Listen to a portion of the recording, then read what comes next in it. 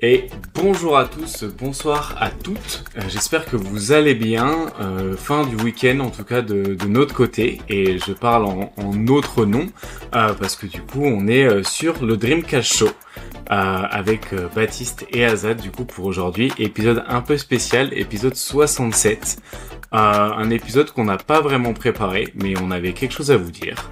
Et du coup, on va commencer l'épisode tout de suite pour éviter de vous faire trop patienter. Et on se retrouve dans un instant, du coup, avec Baptiste sur le Dreamcast Show.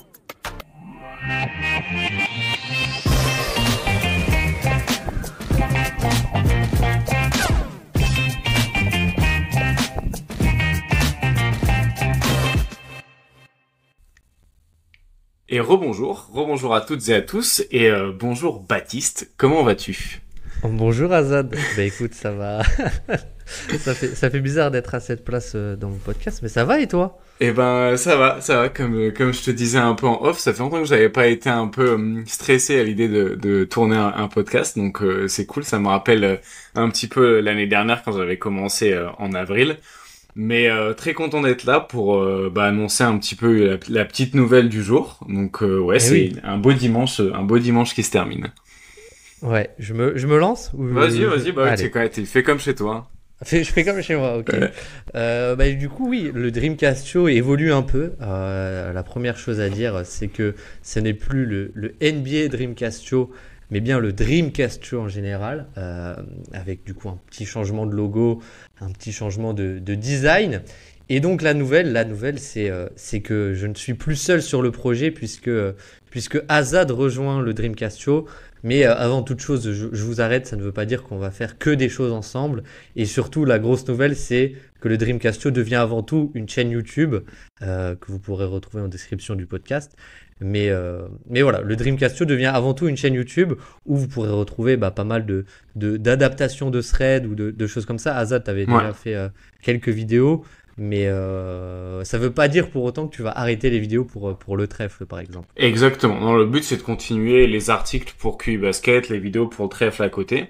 Et que le Dreamcast Show devienne du coup une chaîne YouTube sur laquelle il y aura toujours autant de podcasts. Hein. Il y a, du coup, on vient de finir le top 25 des moins de 25 ans. Il va y avoir encore les Oh Good Was, les séries qu'on avait fait l'été dernier. On va continuer à inviter Guillaume. Enfin, il y aura toujours des podcasts. Mais le but, c'est aussi d'avoir une plateforme où on peut faire de la vidéo un peu potentiellement en React après un match, que ce soit de NBA, WNBA, NCAA. JO. Ouais, les JO aussi. Potentiellement, là, par exemple, je sais que ce soir à 20h30, du coup, le podcast sera publié plus tard, donc ça n'a pas de sens. Mais je sais qu'il y a l'équipe de France U20 qui joue la finale de la Coupe d'Europe et on leur souhaite le meilleur et de gagner cette Coupe d'Europe. Du coup, voilà, c'est un peu l'occasion aussi d'avoir une plateforme pour faire un peu du visuel du coup sur YouTube et d'avoir différents formats. On a aussi pensé potentiellement à faire un petit peu, sans trop en dire, mais peut-être un peu aller dans la tactique et prendre un système ou un type de système et du coup un peu l'expliquer en vidéo au lieu d'un petit peu de parfois se perdre des heures et des heures à expliquer juste à l'oral. Donc c'est un peu l'occasion de faire ça.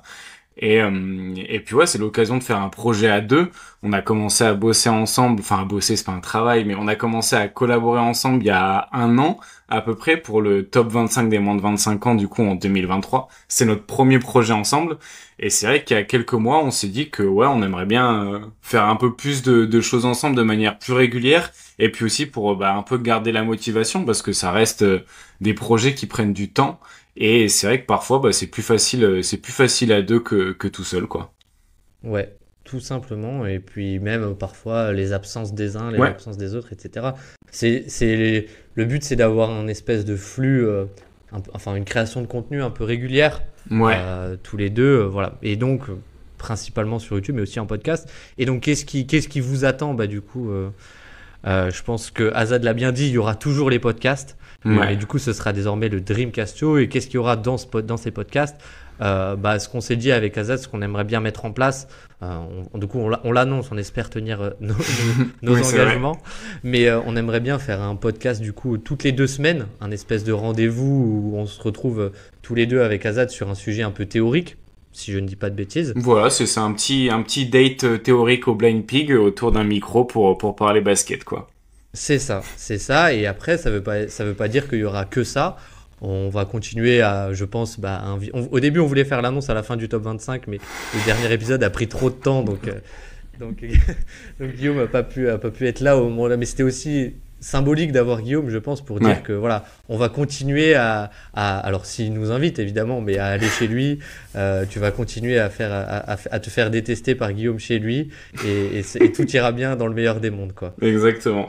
Non, le but, et puis même, on était, par exemple, en live Twitch chez Symbiose la semaine dernière, c'est toujours des trucs qu'on fera, et le but, c'est vraiment d'avoir juste un truc un peu plus à nous deux, et qui soit aussi communautaire, et qu'on puisse, du coup, embarquer les gens avec, du coup, plus de visuels. Et je pense que c'est un truc où on s'est rejoint aussi pas mal, on a fait pas mal de trades cette dernière année, et c'est vrai que le thread Twitter a un truc très viral qui amasse beaucoup de flux, entre guillemets, de personnes, mais qui est très vite limité en termes d'explication. Et c'est vrai que je pense qu'on se retrouve un peu tous les deux à se dire, en fait, on aimerait bien, au lieu de faire des trades, de faire de la vidéo, et du coup, d'avoir un peu une chaîne YouTube où on peut chacun un petit peu mettre nos créations et nos vidéos, ça va être cool aussi, puis ça permet de se faire des retours, n'empêche d'être deux, tu vois, d'avoir un peu un truc, avant de mettre en production, entre guillemets, on peut se faire des retours. Donc voilà pour le Dreamcast Show, la mise à jour. Exactement, exactement. Principalement du flux vidéo, je répète, mais principalement du flux vidéo.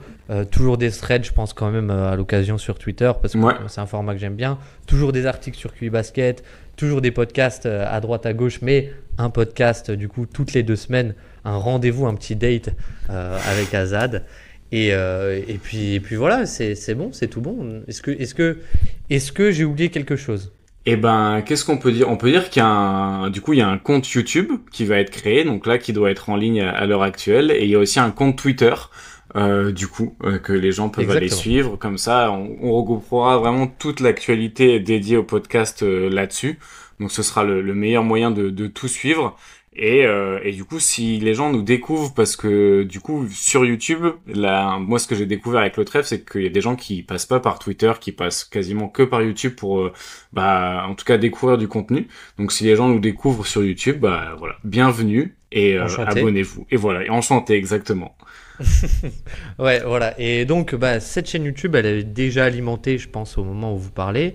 Il y a le top 25 pour ceux qui ne l'ont pas écouté, mais tout le monde l'a écouté. Tout le monde a écouté le top 25. Donc voilà, pardon, oui, deux, trois petits. On va essayer de faire des explications tactiques des petites pastilles de 5-10 minutes. Des How Good Was, on va les republier. On va en publier des nouveaux. Ouais. Bon, si on peut vendre la mèche sur qui est-ce qu'on a choisi, même si c'est une liste, on va dire, non exhaustive, mais on va faire un épisode sur Paul Pierce, notamment. Ouais. Et peut-être un sur John Wall aussi, si je dis Peut-être pas un de sur bêtises. John Wall, exactement. On s'était dit, je me rappelle l'année dernière, on avait parlé potentiellement de Chauncey Billups ou même des Des Pistons Pistons, ouais. 2004 en règle, enfin dans l'entièreté de la saison. Enfin, il y a plein de choses à regarder un petit peu en arrière pour qu'on n'a pas forcément nous connus en direct et qui avec du coup tous les outils statistiques qu'on a et les vidéos disponibles un peu revenir en arrière. Et là, le truc de Ogoudoise, maintenant qu'on aura une chaîne YouTube, ce sera aussi l'occasion du coup de Mettre des images. potentiellement de faire un podcast un peu vidéo où on rajoute de la vidéo par-dessus et ça va être cool. Ouais, ça va être cool. Et pour finir, on s'est dit Ouais. quand même qu'on n'allait pas faire un épisode avec que du flan. Enfin, Ouais. qu'on allait parler un peu de basket. Et du coup, Azad, il y a quoi, 15 minutes en off, tu m'as proposé de faire, sans trop réfléchir, mais un 5 majeur chacun, des joueurs qu'on a hâte de suivre l'année prochaine, tout simplement. Et c'est peut-être aussi un teaser pour les prochaines vidéos. Ouais, clairement, c'est un peu l'idée. Peut-être que, ouais, allez, j'annonce, il y aura une vidéo sur Jalen Suggs, mais il est pas dans mon 5 des joueurs que je vais suivre en particulier la saison prochaine. Mais il fait clairement partie des chouchous attitrés. D'accord, ouais.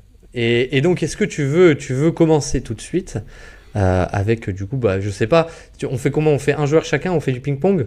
Ouais, c'est ça. Bon, moi, je vais commencer par un meneur, et puis après, j'ai un arrière, un ailier, et deux intérieurs un peu en tête, justement, pour me faire un peu ce 5 majeur des joueurs que je vais suivre vraiment de très près.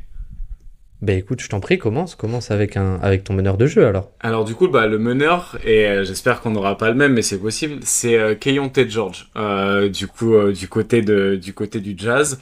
Mais je veux bien te le laisser si jamais tu l'avais pris aussi, et je pourrais prendre Colin Sexton. Mais dans tous les cas, ouais, je vais continuer à mettre beaucoup d'intérêt dans la création du backcourt côté du Jazz, que ce soit dans l'utilisation ou même dans les progrès individuels, parce qu'il y a vraiment des choses très cool à regarder chez Will Hardy et leur utilisation. Donc ouais, Keyonte George ou Colin Sexton, mais en tout cas ce sera un arrière du Jazz dans mon 5 majeur des joueurs à suivre. Ok. Bah écoute, moi j'avais rien, j'ai pas préparé grand-chose donc. Ouais, c'est sur la tête là. Hein. Mais non, mais je pense que c'est plus le Jazz plus qu'une individualité, mais Ouais. on se rejoint là-dessus parce que la création, enfin la création de jeu est assez originale et novatrice au Jazz, donc ouais. Mais peut-être même que j'irais plutôt sur un des rookies, Isaiah Collier ou Cody Williams, que Keyonte George. Mais oui, Keyonte George, il y a un peu ce truc de il a fait une saison très inefficace, mais il y a peut-être le gros boom, ça peut être lui quoi l'année prochaine du côté du Jazz. Ouais, clairement. En plus, il y a toujours un peu ce côté laboratoire, vu que je sais même pas s'ils vont chercher à gagner des matchs la saison prochaine. Je pense que là, ils vont chercher à avoir la plus grosse valeur possible à Markkanen pour pouvoir l'échanger. Et je pense qu'ensuite, ils pourront passer à autre chose. Mais dans tous les cas, oui, ça va toujours pas être une équipe qui va vraiment chercher à gagner des matchs. Mhm. Est-ce que tu veux que je passe à mon meneur de jeu du coup? Ouais, vas-y. Et du coup, je pense que je vais aller sur mon seul rookie de l'année prochaine. Et je pense que c'est Rob Dillingham du côté de Minnesota.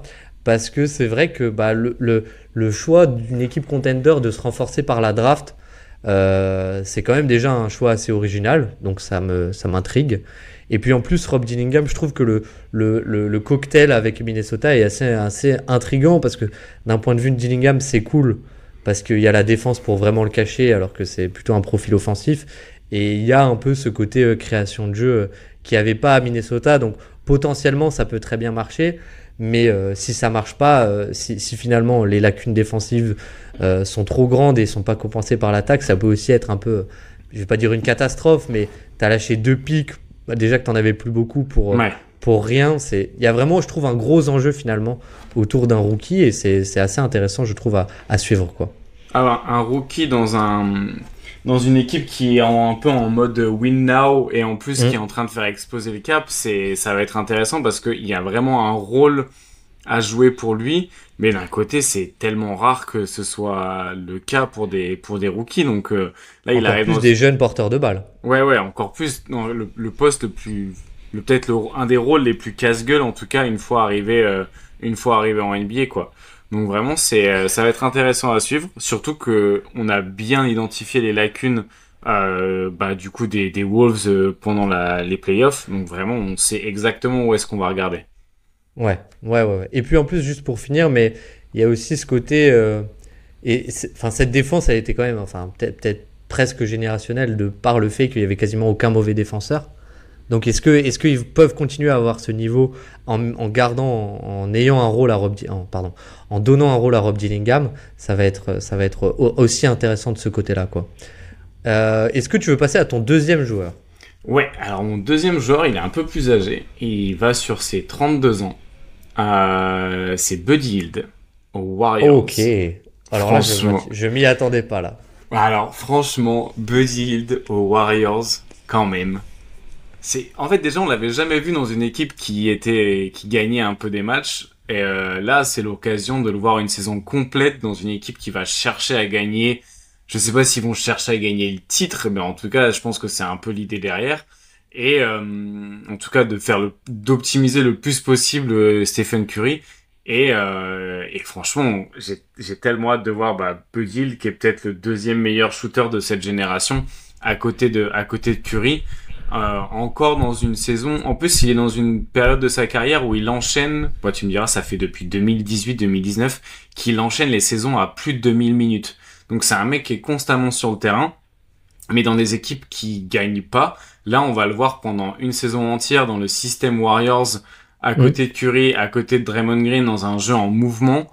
je sais pas, je pense que ça peut être, je pense que peut y avoir des gros moments un peu carton.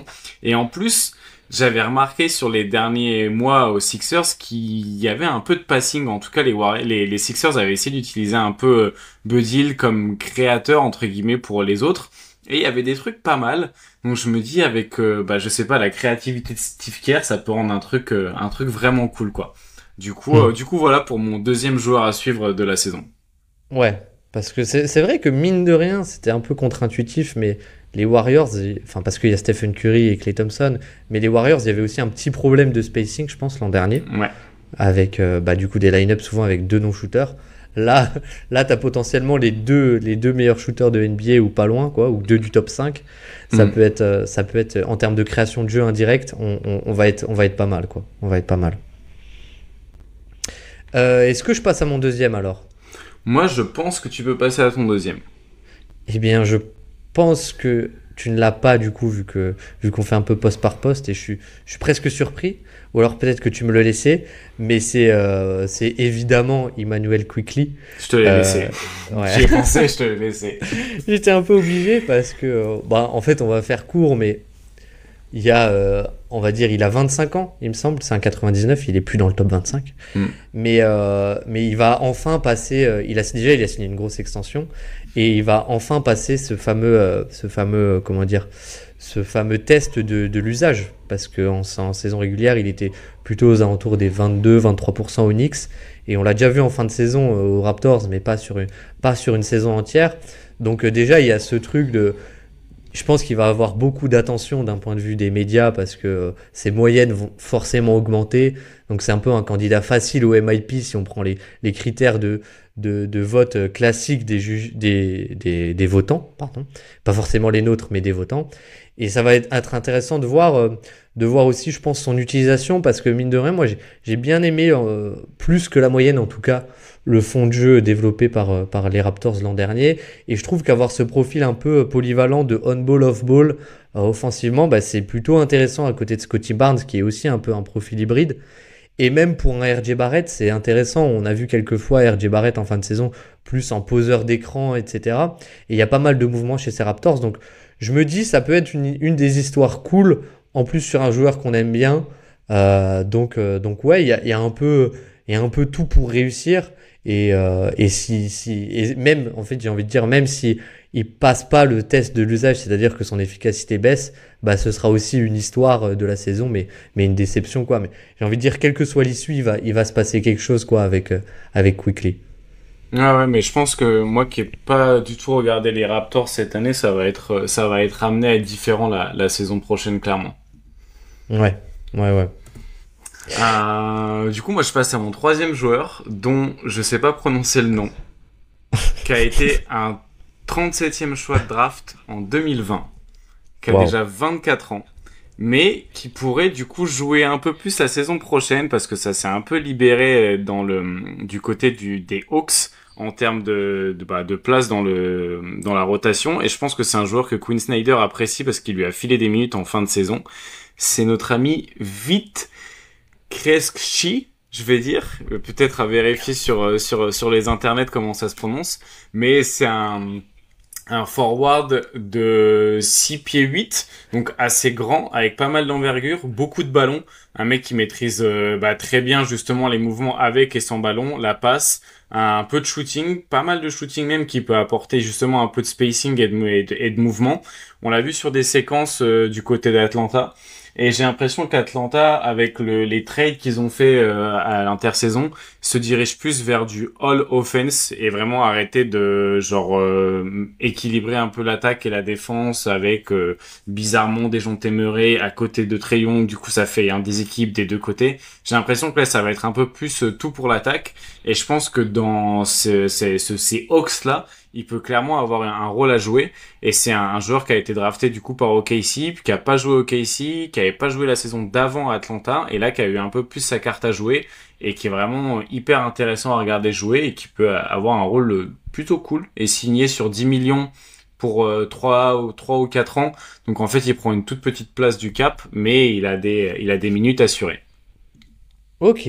Ah oui, d'accord. T'es allé sur du choix du choix de hipster total, quoi. Moi, je pensais pas que ce serait ça. Oh, mais... bah, Buddy Hield, ça va, quand même. Non, mais celui-là, là. Ouais, oui, là, lui, je vais le chercher un peu, ouais. Ouais, ok. Bah écoute, donc potentiellement un joueur qui est out of nowhere, quoi. Exactement. Potentiellement un joueur out of nowhere. Je pourrais dire, je l'avais dit. Ok. Bon, je croise je les doigts. vais peut-être en chercher un pour le prochain pick, du coup. Mais je vais plutôt aller sur mon intérieur, moi. Parce que pour moi, il est plutôt surprenant. Je vais te surprendre avec lui. Mais c'est Julius Randle. Oh, waouh. Et là, je surprends l'internet puisque je choisis Julius Randle parce que la relation entre un fan d'Enix et Julius Randle, elle est jamais simple. Mais en fait, ma théorie, c'est que déjà, il est en contract tier, donc il y a un peu ce côté de est-ce qu'il va garder sa place dans le projet et surtout, les Knicks ont perdu Hartenstein et une des valeurs d'Hartenstein par rapport à un pivot classique pour moi, c'est vraiment le passing en fait, le passing offensif qui débloque beaucoup de choses quand Jalen Brunson est pas bon et il débloque aussi beaucoup de choses quand Jalen Brunson est très bon puisqu'il se fait trap et c'est un peu le passing qui va faire la différence. Et je me dis en fait peut-être que alors, il n'y a pas de profil comme Hartenstein ou avec le passing sur le marché, mais peut-être aussi que le joueur qui a du passing, a ce passing-là, et qui n'était pas en playoff l'an dernier, peut-être que c'est Julius Randle tout simplement. Et c'est vrai que quand j'y réfléchis, depuis qu'il est au Knicks, Julius Randle, si on peut bien lui donner une chose, c'est qu'il n'a jamais eu de spacing vraiment autour de lui. Et là, il va avoir du vrai bon spacing. Donc, je m'attends à une... Enfin, en tout cas... Je m'attends pas, mais je pense que s'il fait une grosse saison de création, ça peut aussi changer pas mal de choses pour les Knicks. Et défensivement, je sais pas trop.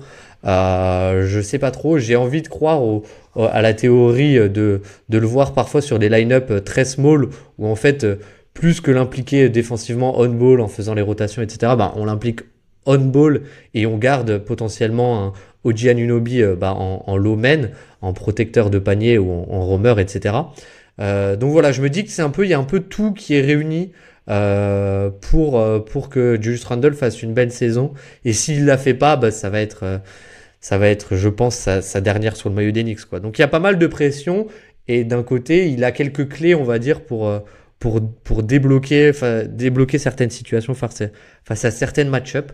Donc voilà, malgré toute ma relation compliquée, pour ne pas dire que je le déteste, ça va être intéressant de le suivre, je pense, l'année prochaine, Julius Randle. Ok. Non, en vrai, je trouve que c'est toujours intéressant de suivre le retour d'un joueur un peu pilier dans une attaque et dans une équipe de manière générale après qu'elle ait fait un run de playoff sans lui. Il y avait eu, par exemple, Memphis et Rudy Gay, je crois, c'était en 2013 ou 2012. Justement, le retour de la grève, c'était pas forcément bien passé. Et c'est marrant, c'est un peu comme Randle, c'est un gros scoreur, un peu en isolation, en tout cas un peu genre à contre-temps du jeu collectif, pas toujours très efficace, avec pas forcément un grand upside défensif. Donc à voir si en fait les Knicks 2024 sont pas juste les Memphis Grizzlies du grit and grind de 2013-2014. Au final, c'est peut-être ça, hein. Bon, vous avez perdu Hartenstein, donc vous avez perdu l'équivalent de Marc Gasol, c'est con. Mais c'est pas grave, on croise les doigts pour vous. Si ça se trouve, Mitchell Robinson, ça va pas se blesser. Oui, voyons. Et puis Precious Achiuwa va faire une bonne saison en tant que poste 5, ouais. Ok, ça marche. Alors, on continue. Alors, ton quatrième. Moi, mon quatrième, j'espère qu'il va jouer autant de minutes qu'il a joué cette saison. C'est Zion Williamson. Ok. Ouais.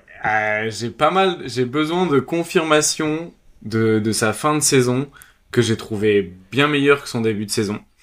Et j'ai aussi besoin de voir un peu la confirmation que ces chiffres en on-off qui sont assez inquiétants cette saison, alors qu'il fait une très bonne saison à l'efficacité, au scoring de manière individuelle, mais collectivement, les Pelicans fonctionnent mieux quand il n'est pas sur le terrain.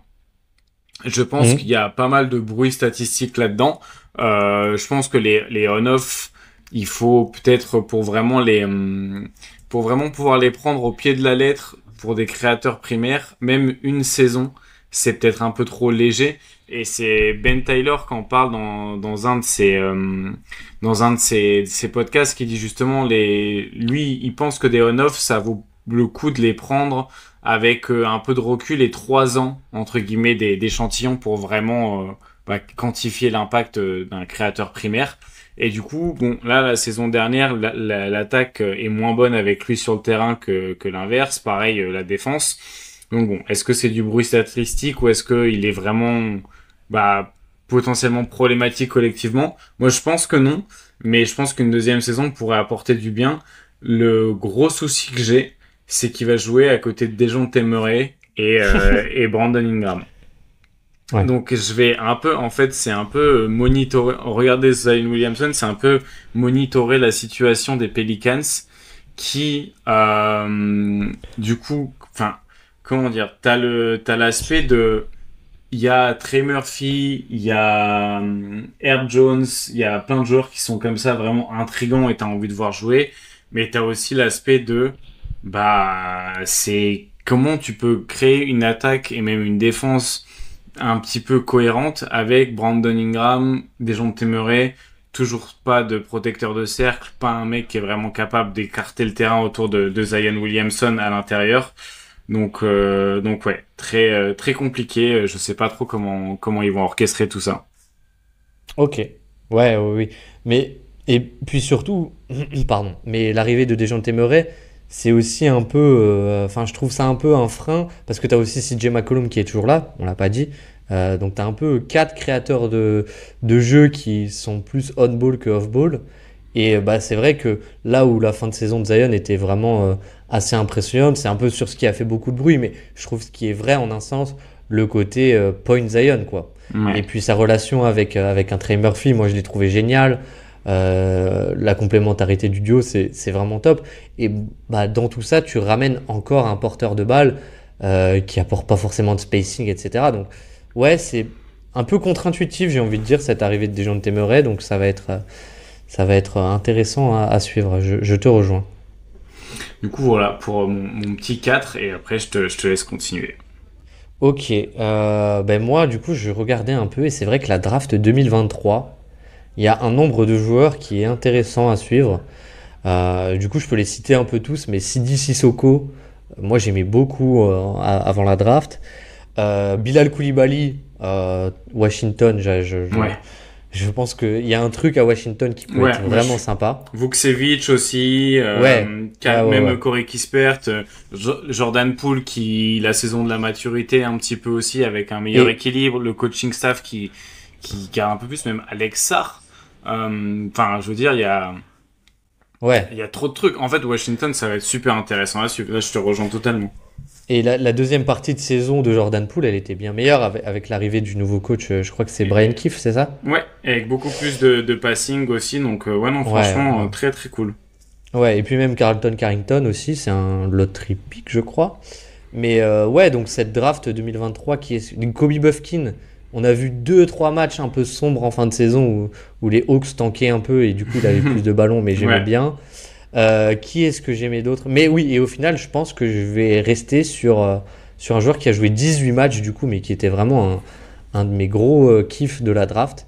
C'est Jet Howard ok, du ouais, côté du Magic, ouais, qui est ouais. en fait un grand. Alors je sais pas si c'est, on va dire un grand forward en tout cas.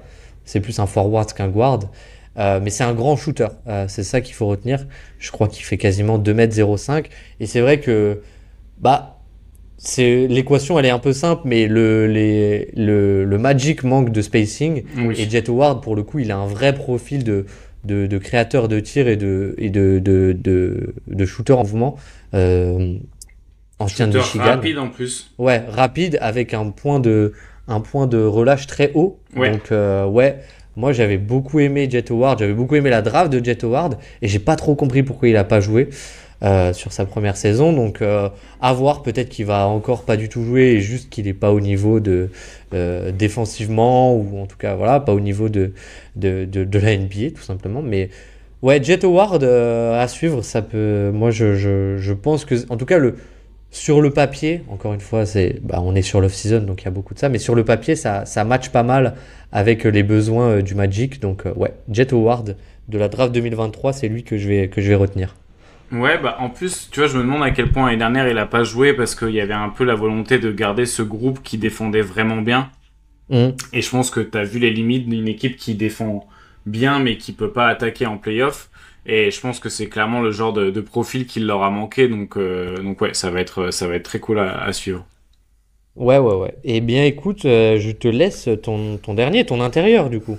Mon intérieur qui est passé d'un assist rate de 4,8% en 2023 à 13% en 2024. Donc il a quasiment triplé son ratio, enfin son playmaking. Et il a doublé son ratio de playmaking, mais il a été dans une équipe qui a rien joué cette année. C'est Jaren Jackson Jr. Oh, Et là, oh. franchement, là, il y a eu une saison laboratoire avec Jaren Jackson Jr. où ils lui ont fait faire un peu du tout et n'importe quoi pour voir qu'est-ce qu'ils allaient garder l'année prochaine une fois que Ja Morant serait revenu, que Marcus Smart serait plus blessé, que l'effectif serait un peu plus en place tout simplement. Et vraiment, les Grizzlies, je pense qu'on a peut-être un peu aussi oublié à quel point c'était une équipe qui était capable d'engranger des points et des marges avec Ouais. une approche vraiment spécifique. On a vu Luke Kennard aussi qui a très bien joué. Luke Kennard, il a un ratio de playmaking digne de genre Tyus Jones sur la saison dernière aussi. Ils l'ont fait jouer beaucoup balle en main à la création et ça reste un des meilleurs shooters de NBA en mouvement, en catch and shoot.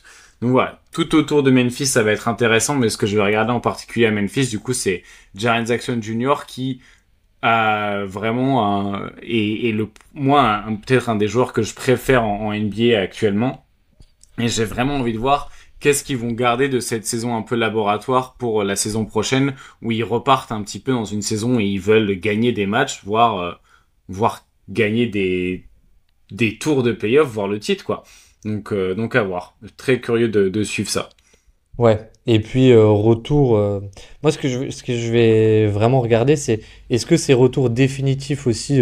Enfin, je vais vraiment regarder en mode c'est un truc de fou, mais juste un peu grossièrement, est-ce que ces retours définitifs sur un poste 4, Hmm. parce que il y a la draft du géant, là, Zakidi, ou est-ce que on continue aussi à le faire jouer en poste 5, ce qu'on a vu aussi pas mal cette saison, bon, parce qu'il y avait les blessures de Steven Adams et Brandon Clark, mais qui faisaient un peu partie de cette saison de laboratoire aussi, quoi. Donc, ouais, et même son rôle, enfin son régime de tir, je trouve ouais, ça va être cool de voir qu'est-ce qui reste de cette saison presque première option, quoi. Clairement, même, tu vois, genre comment ils vont orchestrer ça. Est-ce que ça va pas un peu changer la géométrie du terrain? Est-ce qu'ils vont pas un peu s'inspirer de ce que fait OKC avec des pick and roll un peu inversés, grand petit? Tu vois, un Marcus Smart ou un Desmond Bane en poseur d'écran pour un Jaren Jackson Jr., ça peut être franchement très intéressant. Donc à voir. Franchement, je pense que Mais ça peut même, être, ouais. ça peut être très cool. Même Memphis dans sa globalité. Bon, Ouais. déjà, t'essayes de nous dire ça juste pour parler de Marcus Smart, bravo, bien C'est vrai joué. que j'ai réussi à le placer. Hop là. Voilà. Mais non, mais même Ja Morant, voir à quel niveau il revient, etc. Ça va être une équipe assez fun, je pense, Memphis l'année prochaine. Ça, je te rejoins là-dessus. Est-ce que je passe à mon dernier du coup? Et bah ouais, hein, je pense que au final, ça nous fera un petit épisode d'une petite Ouais, demi-heure, tranquillou pour commencer. C'est parfait. j'hésite entre deux. Ah là là là là là là. Ouais, mais j'ai pas préparé, donc c'est pas évident. C'est vrai. Mais au début, je pensais aller sur Denver et on va dire, vu qu'il y a la perte de KCP, un peu facilement sur Christian Brown ou même Julian Strawther, qui vont voir leur rôle, je pense, enfin leur responsabilité pas mal augmentée. Et au final, je pense que je vais aller sur quelqu'un qui a un début de carrière assez compliqué et que j'ai beaucoup de mal à catégoriser, mais je sais pas, je reste un peu, on va dire, intrigué par le profil. C'est Shadon Sharp Hmm. du côté de Portland. Parce qu'en fait, Shadon Sharp, il y a que 112 matchs en carrière. Donc en 2 saisons, c'est pas vraiment beaucoup. En plus, sur ces 112 matchs, il y a toute une première saison où c'est plus un role player en sortie de banc, menace de lob et pas vraiment de responsabilité. Et sur les 12 derniers, il a des responsabilités. Là, sur le début de saison, il y avait des trucs bien, des limites aussi sur le playmaking, etc. qu'on a vu à Portland puis il se blesse. Donc au final, on n'a jamais vraiment vu, à part sur 40 matchs en carrière, parce qu'en plus à Kentucky, il n'avait pas joué. Mais de sa carrière, on n'a quasiment jamais vu Shaedon Sharpe sur un vrai échantillon, balle en main et un peu responsabilisé, parce que c'est vrai qu'il y a le profil qui est assez incroyable de athlète aérien, assez spectaculaire, avec un vrai, avec du toucher de balle et du shoot. Mais au final, en fait, je sais même pas trop qui est Shaedon Sharpe, ce qu'on va en faire. C'est assez intriguant parce que certains peuvent le projeter comme un franchise player. Bon, j'irai pas jusque-là, mais c'est un peu le truc facile. Et j'ai posté un sondage sur est-ce que vous préférez Shaedon Sharpe ou Jalen Green, mais c'est un peu le truc facile parce que les profils sont assez similaires, j'ai l'impression. Mais Shaedon Sharpe, on n'a tellement pas vu de choses avec lui que ça m'intrigue pas mal. Et le duo, peut-être avec un Klingon qui, du coup, que tu as vu, qui est un bon passeur, on va dire stationnaire, mais tu vois, qui peut être un peu ce hub offensif. Ça peut être cool avec Shaedon Sharpe parce que je pense que ce sera jamais un créateur, mais si tu arrives à mettre en mouvement Shaedon Sharpe, ça peut vraiment donner un score assez efficace et le duo, du coup, se complète pas mal sur le papier. Donc, Shaedon Sharpe, je suis intrigué. Je dis pas qu'il faut le suivre parce que c'est une superstar absolument, mais en fait, je ne sais pas vraiment ce qu'est Shaedon Sharpe. Donc, j'espère que cette 3e saison nous éclairera là-dessus, quoi. Après j'ai l'impression que c'est difficile d'avoir des attentes pour Portland parce que du coup tu sais vraiment pas ce que ça va pouvoir donner et ça va toujours pas être compétitif, mais un athlète qui a un tel corps, une telle faculté à s'envoyer en l'air pour le coup Ouais. et à rester collé un peu là-haut, et en plus qui a l'air d'avoir quand même la capacité aussi de prendre des bonnes décisions en action, en mouvement et de créer un certain décalage. Ouais, c'est sûr que théoriquement c'est hyper intéressant. Après, à quel point ça peut se concrétiser, ça va être cool à suivre. Mais je sais pas si je vais franchement me mettre des matchs de Portland l'année prochaine. Mais c'est très bien comme ça, ce sera ta responsabilité au podcast de suivre Portland. Moi, je m'en porte pas garant. Parfait. Eh bien, écoute, au pire, j'inviterai FD. Exactement. Pour parler de Portland un peu avec moi. Mais je sais plus, je sais plus. Mais oui, je sais pas. Il y a une image, il y a certaines images en fait avec Shaedon Sharpe que j'arrive pas à m'enlever de la tête, où il y a des vrais flashs vraiment cool. Et après, t'as d'autres séquences pendant 5, 6, 7 possessions. Ouais. Où c'est vraiment, il se dribble sur les pieds, il fait une mauvaise passe, il fait un drive à 1 contre 5.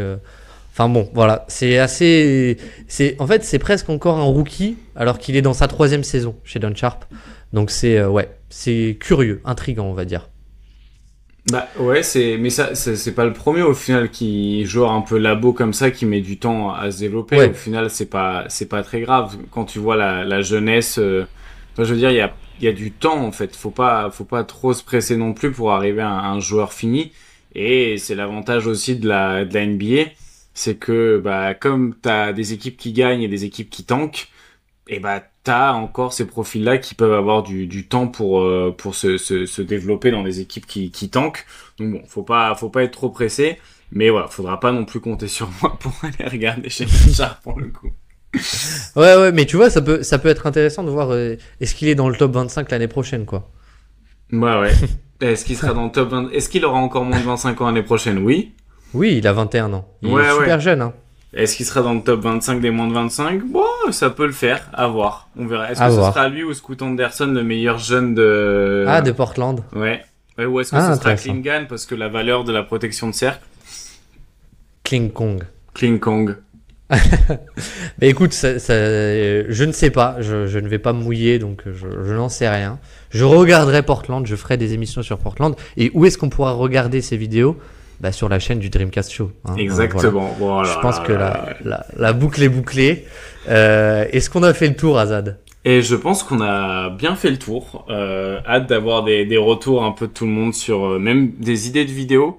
Vu que maintenant c'est plus seulement du podcast, c'est aussi de la vidéo. S'il y a des idées de vidéos, voilà. Bon, on va peut-être pas faire des top 10 des meilleurs dunks de la saison, ou peut-être qu'on fera pas des trucs un peu qu'on peut déjà retrouver sur d'autres chaînes YouTube, disons. Mais s'il y a des concepts ou des idées de vidéos que les gens aimeraient voir et qu'ils trouvent pas forcément ailleurs ou qu'ils ont vu qu'en anglais ou des choses comme ça, bah écoutez, la boîte à idées est ouverte, des commentaires sur YouTube ou via le compte Twitter. Peut-être qu'on va mettre, je mettrai à la limite on va voir si on peut ouvrir tout simplement les messages sur le compte Twitter pour que les gens puissent nous les envoyer, et même je mettrai le mail du compte commun, comme ça voilà, vu qu'on maintenant on est voilà, c'est une histoire d'amour qui commence, on a même un compte commun, donc en espérant qu'on n'ait pas à faire la séparation des biens pas tout de suite en tout cas, pas tout de suite après avoir fait des petits. Ok, trop cool en tout cas. Et ben du coup j'allais dire merci de l'invitation, mais allez, je le dis une dernière fois, mais c'est vrai que voilà, on est maintenant chez nous. Et oui, on est, ça se sent peut-être, mais ça fait un petit moment qu'on est dessus, qu'on en parle ensemble, donc on est assez excité à l'idée de vous montrer tout ça. Bah écoute, Azad, est-ce que je te laisse faire ta première outro? Bah écoutez, on se retrouve du coup sur YouTube prochainement pour une vidéo sur un rookie qui a été mentionné dans cet épisode. On vous dira pas lequel, mais ouais, on a mentionné quelques joueurs dans l'épisode, notamment un rookie, notamment ce rookie en particulier. Donc on se retrouvera pour une vidéo de lui sur YouTube. On se retrouvera aussi pour une vidéo du coup sur Jalen Suggs. Et en termes de podcast, et ben normalement, on est censé se retrouver du coup dans 2 semaines pour le prochain épisode du bi-hebdomadaire, du bi-weekly, je sais pas comment on dit. Mais voilà, on se retrouve très prochainement du coup sur YouTube et en podcast normalement d'ici 2 semaines. Parfait. Mais d'ici là, prenez soin de vous et nous on vous dit à très très vite. Ciao.